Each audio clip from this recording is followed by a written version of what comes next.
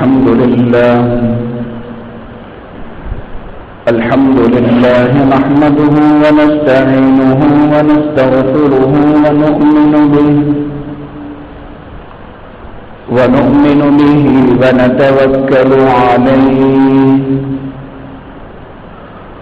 ونعوذ بالله من شرور أنفسنا ومن سيئات أعمالنا من يهده الله فلا مضل له ومن يضلله فلا هادي له ونشهد أن لا إله إلا الله وحده لا شريك له ونشهد أن سيدنا ونبينا ومولانا محمدا عبده ورسوله صلى الله تعالى على خير خلقه سيدنا محمد وعلى آله وأصحابه أجمعين أما بعد فأعوذ بالله من الشيطان الرجيم بسم الله الرحمن الرحيم إن الله مع الذين اتقوا والذين هم محسنون صدق الله العظيم.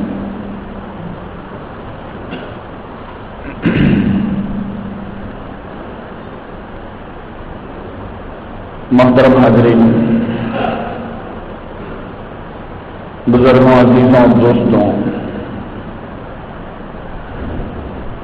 اللہ رب العزت نے ہم سب کو آج کا یہ مبارک دن نصیب فرمایا ہے.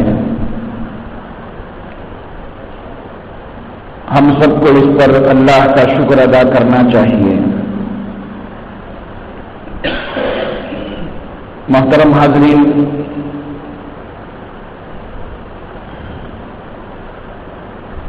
حضرت ابو ذر رضی اللہ تعالی عنہ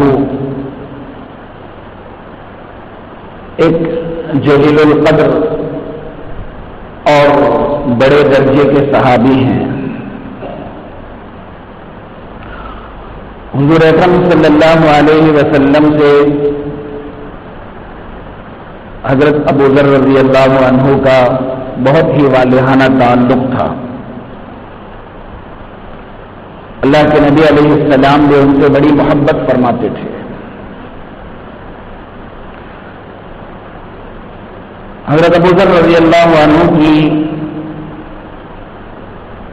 طبیعت میں استغنا اور زہد بہت زیادہ تھا. یعنی وہ بالکل دنیا سے بالکل بے تعلق تھے. اللہ کے نبی علیہ السلام نے وقتاً فوقتاً ان کو بہت نصیحتیں فرمائی ہیں.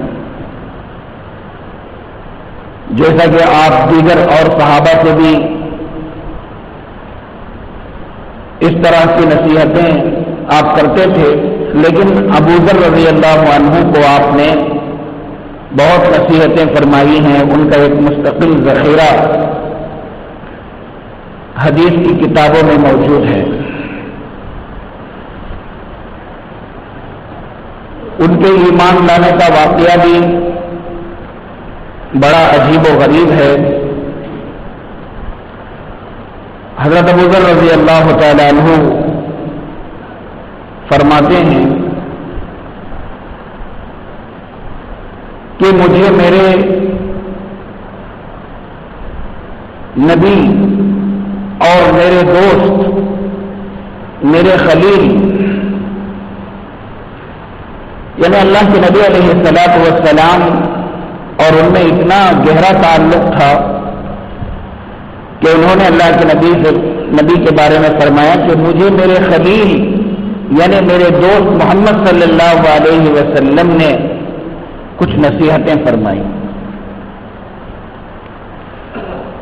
غالباً 7 نصیحتوں کا وہ ذکر کرتے ہیں. وہ 7 نصیحتیں اللہ کے نبی علیہ الصلوۃ والسلام کی جو حضرت ابو ذر رضی اللہ عنہ کو کی گئی احادیث کی کتابوں میں محفوظ ہیں. اگرچہ کہ وہ نصیحتیں حضرت ابو ذر کو کی گئی تھی لیکن ان کے ذریعے سے قیامت تک آنے والے ہر انسان خصوصاً ہر مومن اور مسلمان کے لیے وہ نصیحتیں ہیں.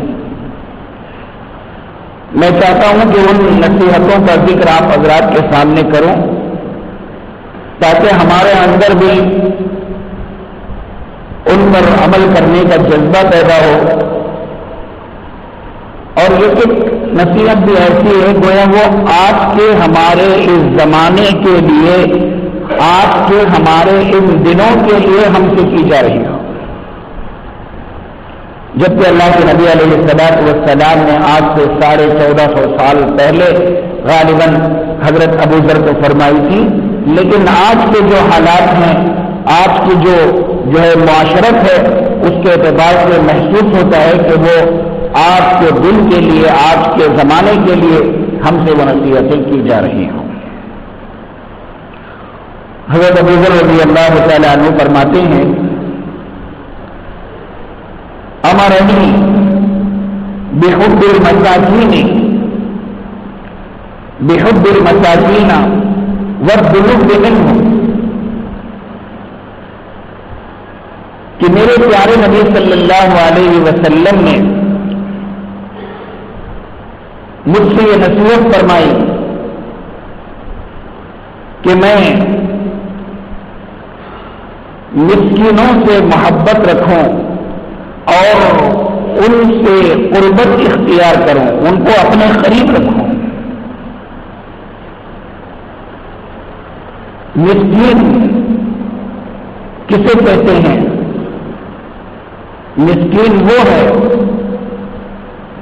یہاں مسکینوں سے وہ فقیر اور وہ بھیک مانگنے والے مراد نہیں ہیں جو پیشاور ہیں، ان کا مستقل پیشہ ہی بھیک مانگنا ہے.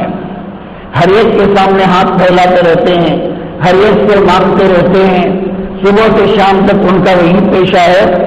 ایسے فقیر اور ایسے بھیک مانگنے والے مراد نہیں ہیں. مسکین اس آدمی کو کہا جاتا ہے جس کے پاس کچھ زیادہ سامان نہ ہو اور وہ کبھی کسی سے مانگتا بھی نہ ہو، حیا کی وجہ سے، شرم کی وجہ سے،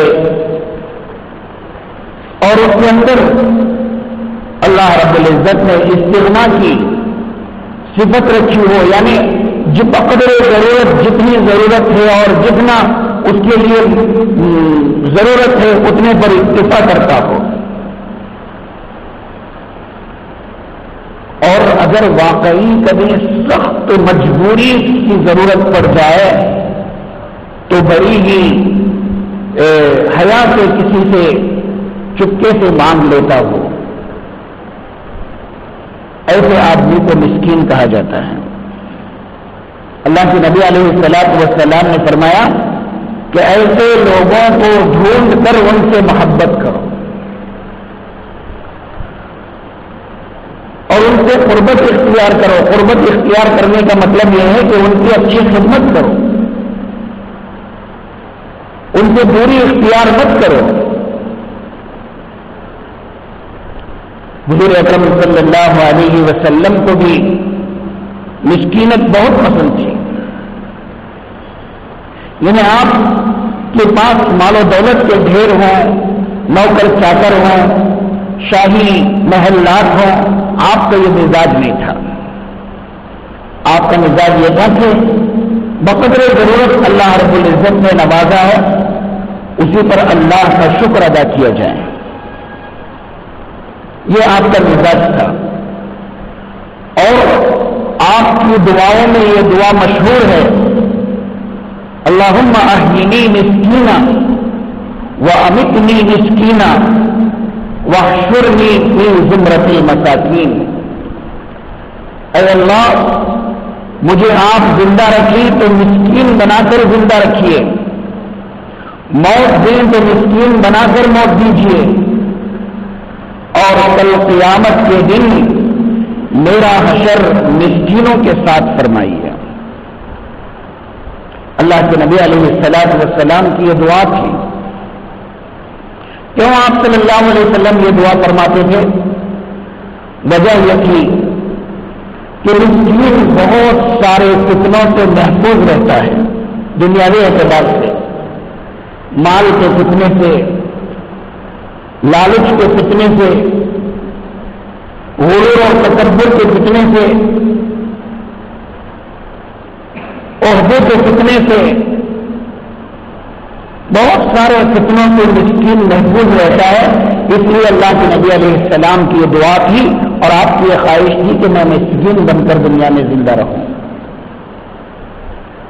اور کل قیامت کے دن مسکینوں کے بارے میں فرمایا گیا کہ وہ مالداروں سے 40 برس پہلے دنیا جنت میں چلے جائیں گے، اس لیے کہ دنیا میں ان کے پاس کوئی زیادہ مال و دولت نہیں تھی، کوئی زیادہ ان کے پاس بینک بیلنس نہیں تھا، بہت جلدی ان کا حساب و کتاب ختم ہو جائے گا، بلکہ کچھ حساب و کتاب ہی نہیں ہے تو پھر کہاں وقت لگے گا؟ جن کے پاس مال ہے، دولت ہے، بڑے بڑے انبار اس کے لگے ہوئے ہیں، ان کا حساب کتاب دینے میں وقت لگتا ہے۔ اب ان کے پاس تو کچھ ہے ہی نہیں، وہ جلدی حساب و کتاب سے ہلکے پھلکے سے سمیٹ کر وہ جنت میں چلے جائیں گے۔ اللہ کے نبی علیہ الصلوۃ والسلام نے ارشاد فرمایا فَإِنَّهُمْ يَدْخُلُونَ قَبْلَ أَغْنِيَائِهِمْ فِي الْجَنَّةِ قَبْلَ 40 خَرِيفًا، کہ 40 برس پہلے اور آخرت دنیا کا ایک دن، آخرت کا ایک دن دنیا کے ایک دن کے اعتبار سے 1000 برس کے برابر ہے، اور پھر تو معلوم یہ ہوا کہ 40,000 برس پہلے مسکین اپنے سارے حساب و کتاب سے فارغ ہو کر جنت میں چلے جائیں گے، اور مالدار لوگ ابھی یہاں اپنے حساب و کتاب میں مصروف رہیں گے۔ اس لیے اللہ کے نبی علیہ الصلوۃ والسلام نے یہ دعا فرمائی اور آپ نے یہ تمنا فرمائی کہ میں دنیا میں بھی مسکین بن کر کے زندہ رہوں اور آخرت میں بھی میں مسکین بن کر کے اٹھایا جاؤں۔ حضور اکرم صلی اللہ علیہ وسلم حضرت عائشہ صدیقہ رضی اللہ تعالی عنہا سے فرماتے تھے لا تردی مسکین ولو بشق تمرۃ، کہ دیکھو کوئی مسکین عام طور پر ہمارے پاس مانگنے آتا نہیں اپنی حیا کی وجہ سے، لیکن اگر کوئی واقعی سخت ضرورت لے کر ہمارا کوئی رشتہ دار، ہمارا کوئی اپنا، ہمارا کوئی پڑوسی، ہمارا کوئی دوست، ہمارا کوئی جاننے والا پہچاننے والا ہمارے پاس آ جائے، وہ کوئی اجنبی بھی صحیح لیکن اس کے دلے سے، اس کے چہرے سے وہ واقعی مسکین معلوم ہو رہا ہو، اس کے حالات سے واقعی وہ مسکین معلوم ہو رہا ہو، اللہ کے نبی علیہ الصلوۃ والسلام نے فرمایا اسے کچھ نہ کچھ دے کر بھیجو۔ آپ نے فرمایا اگر چونکہ کھجور کا ایک ٹکڑا ہی کیوں نہ ہو، کچھ نہیں ہے تمہارے پاس، ہاں کم سے کم کھجور کا ایک ٹکڑا تمہارے پاس ہے تو وہ تو اس کو ضرور دو۔ مسکین کو کبھی بھی اپنے گھر سے، اپنے پاس سے خالی ہاتھ مت لوٹاؤ۔ محترم حاضرین، آج کے حالات کے اعتبار سے خصوصاً ہمارا یہ جو پہلا اس سے پہلے والا جو سال گزرا اور اس میں جس قدر مشکل حالات سے جو ہے لوگ دو چار ہوئے، اگر ان حالات کو سامنے رکھا جائے تو مسکینوں کی ایک بڑی لمبی فہرست ہمارے اپنے رشتہ داروں میں، ہمارے اپنے بھائیوں میں، ہمارے اپنے محلے اور ہمارے اپنے پڑوس میں، ہمارے اور اپنے دوست احباب میں ایک بڑی لمبی فہرست موجود ہے جن کی بہت ساری ضرورتیں ہیں. بچیوں کے نکاح کے جو ہے انتظامات کی ضرورت ہے، علاج و معالجے کے انتظامات کی ضرورت ہے، ان کے اپنے گھروں کے جو ہے کئی معاملے اور کئی چیزوں میں انہیں جو ہے پریشانیاں لاحق ہیں، لیکن ان کا مزاج یہ ہے، لیکن ان پہ وہ اپنی حیا کی وجہ سے کسی کے سامنے ہاتھ نہیں پھیلاتے، کسی سے آگے بڑھ کر بولتے نہیں. لیکن ہمیں سمجھنا چاہیے کہ واقعی یہ ضرورت مند ہے، واقعی یہ مسلم ہے. ایسے بہت سارے لوگ ہیں اور خصوصاً ان حالات کے بعد بہت سارے لوگ مسکینی کے درجے پر آ چکے ہیں، ضرورت مند ہے لیکن ہاتھ پھیلانے سے وہ حیا کرتے ہیں. ایسے موقع پر ہمیں خود سوچ سمجھ کر، ہمیں خود جو ہے اندازہ لگا کر کہ ہمارے رشتے داروں میں ایسا کون ہے، ہمارے پڑوسیوں میں، ہمارے دوست احباب میں، ہمارے اپنوں میں ایسا کون ہے، جو کوئی اجنبی میں ایسا آ گیا اس کے حالات سے معلوم ہو رہا ہے تو کچھ نہ کچھ اس کی مدد کر دینے کی اس وقت بے انتہا ضرورت ہے. اور ہر کوئی یہ نہ سمجھے کہ میں مسکین ہوں. اللہ کے نبی علیہ السلام فرما رہے ہیں کہ کتنی بھی ہماری جو ہے حیثیت اور ہماری حیثیت کم کیوں نہ ہو، لیکن کچھ نہ کچھ تو ہم کر سکتے ہیں. اللہ کے نبی نے فرمایا ایک کھجور کا ٹکڑا دینے سے بھی شرم مت کرو، اس سے بڑھ کر اور کیا چاہیے. اس لیے آج کے حالات کے اعتبار سے گویا اللہ کے نبی علیہ السلام یہ نصیحت فرما رہے ہیں کہ مسکینوں سے محبت کرو اور ان کی قربت حاصل کرو، ان کی خدمت کرو. دوسری نصیحت حضرت ابو ذر رضی اللہ تعالیٰ عنہ فرماتے ہیں، جو اللہ کے نبی علیہ السلام نے مجھے یہ فرمائی کہ میں امرنی ان انظر الی من ہوا دونی ولا انظر الی من ہوا فوقی. یہ دوسری نصیحت ہے جو آج کے حالات کے اعتبار سے بہت ہی اہم ہے اور عموماً لوگ اس مرض میں مبتلا ہیں. بڑا عجیب و غریب مرض ہے. حضرت ابو ذر فرماتے ہیں کہ میرے پیارے نبی علیہ السلام نے مجھے یہ نصیحت فرمائی کہ میں اپنے سے اوپر والوں کو نہ دیکھوں، میں اپنے سے نیچے والوں کو دیکھوں. اور ایک حدیث میں فرمایا گیا کہ جس کے اندر دو خصلتیں ہیں، دو عادتیں ہیں، دو طرح کی باتیں ہیں، اللہ رب العزت اس کا نام صابر اور شاکر بندوں میں لکھ دیتے ہیں. دو عادتیں کیا ہیں؟ یہ عادت یہ ہے کہ وہ دین کے معاملے میں اپنے سے اوپر والوں کو دیکھتا ہے. دین کے معاملے میں کیا مطلب کہ میرا بھائی مجھ سے زیادہ نمازی ہے، وہ نماز میں کتنا اہتمام کرتا ہے، میں کیوں نہیں کرتا.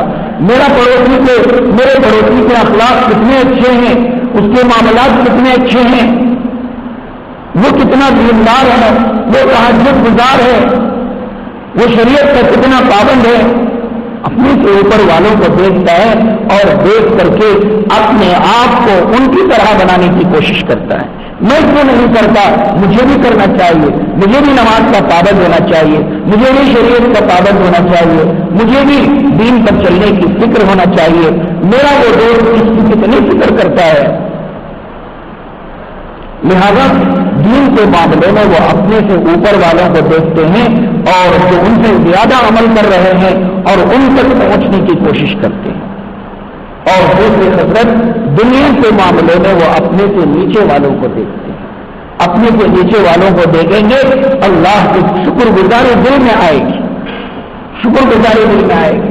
کیا ہوگا کہ اپنے سے نیچے والوں کو دیکھیں گے کہ اللہ نے ہمیں تو الحمدللہ اچھا مکان دیا ہے، اللہ نے ہمیں تو الحمدللہ کچھ سواری اچھی یا کیسی بھی ہو اللہ نے ہمیں سواری دی ہے، اللہ نے ہمیں جو ہے اچھی زندگی عطا فرمائی ہے.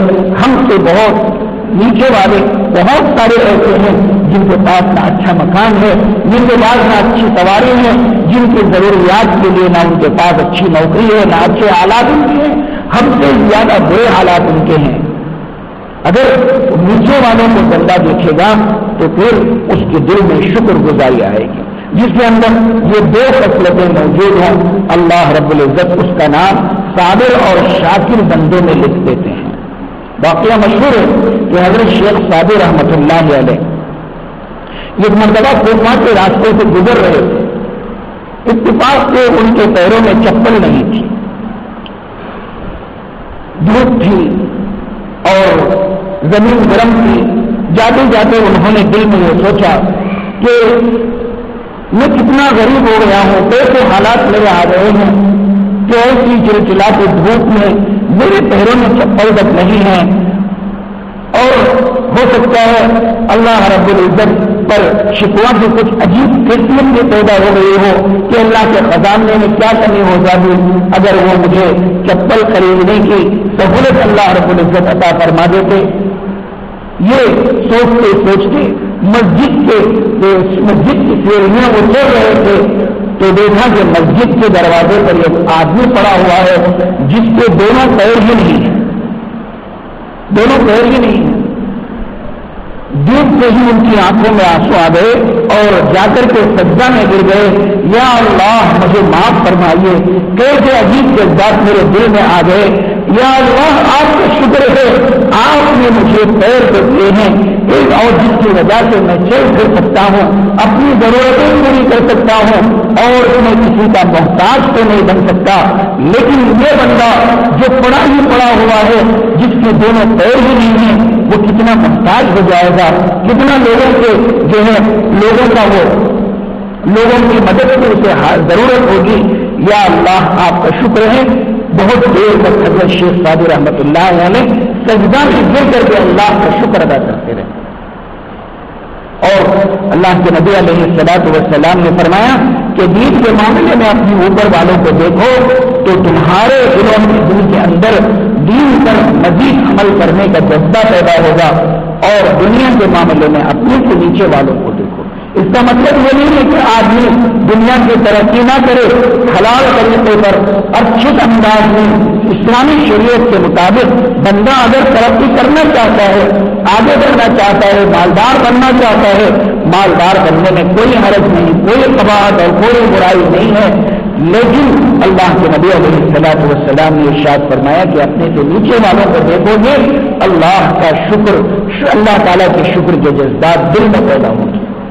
حضرت عبداللہ بن مبارک رحمۃ اللہ علیہ بڑے درجے کے اولیاء میں سے ہیں، بڑے درجے کے اولیاء میں سے ہیں۔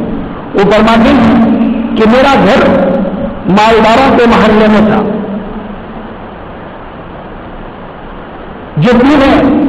جب تک میں مالداروں کے محلے میں تھا بہت بے چین، بہت فکر مند، ہمیشہ پریشان حال۔ کیا ہوتا تھا جب بھی میں گھر سے باہر نکلتا بڑی بڑی کوٹھیاں دیکھتا، واہ سفلا صاحب کا گھر کتنا اچھا ہے، کتنی اچھی کوٹھی، کتنی اچھی بلڈنگ ہے، میرا گھر ایسا کیوں نہیں ہے؟ پھر اور آگے بڑھتا اور مجھے بلڈنگ نظر آتی، اس پر بھی نظر پڑتی، دل اور بے چین ہوتا۔ جب مالداروں کے محلے میں تھا بڑا بے چین تھا تو میں نے وہ گھر بیچ دیا، میں نے وہ گھر بیچ دیا اور میں نے ان پیسوں میں غریبوں کے محلے میں ایک اچھا گھر بنا لیا۔ اب میں غریبوں کے محلے میں آ گیا تو بالکل پرسکون ہوں، بہت جو ہے اطمینان ہے۔ جب بھی گھر سے باہر نکلتا ہوں دیکھتا ہوں کہ میرے پڑوسی کا گھر مجھ سے زیادہ کم حالت کا ہے، اللہ کا شکر ادا کرتا ہوں اور آگے بڑھتا ہوں، اور زیادہ لوگ کم حالت میں ہیں اور زیادہ لوگ غریبی کی حالت میں ہیں، ان کا گھر اور زیادہ کمزور ہے، میں اللہ کا شکر ادا کرتا ہوں اور دل میں ایک اطمینان کے جذبات پیدا ہوتے ہیں۔ حضرت عبداللہ ابن مبارک رحمۃ اللہ علیہ کے اس واقعے سے ہمیں یہ نصیحت ملتی ہے۔ اسی لیے حضرت ابو ذر رضی اللہ تعالیٰ عنہ کو حضور صلی اللہ علیہ وسلم نے یہ نصیحت فرمائی کہ دین کے معاملے میں اپنے سے اوپر والوں کو دیکھو اور دنیا کے معاملے میں اپنے سے نیچے والوں کو دیکھو۔ محترم حاضرین، یہ مزاج اس کے برخلاف ہم جو ہے دین کے معاملے میں اپنے سے نیچے والوں کو دیکھتے ہیں اور دنیا کے معاملے میں اپنے سے اوپر والوں کو دیکھنے کا عام طور پر مزاج پیدا ہو گیا ہے. فلاں کے پاس اتنی اچھی گاڑی، اس کا اتنا اچھا مکان، میرا کیوں نہیں ہے؟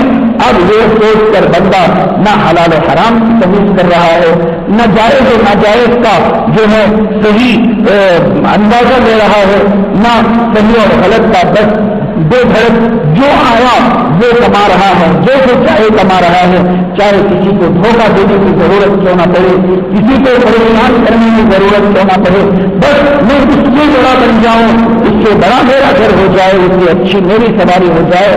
اور دین کے معاملے میں کبھی کبھی نماز ادا ہو گئی، کبھی کبھی کچھ ہو گیا، اسی کو بہت بڑا سمجھ کر، اسی کو بہت جو ہے ہم دیندار سمجھ کر کے ہم بیٹھے ہوئے ہیں.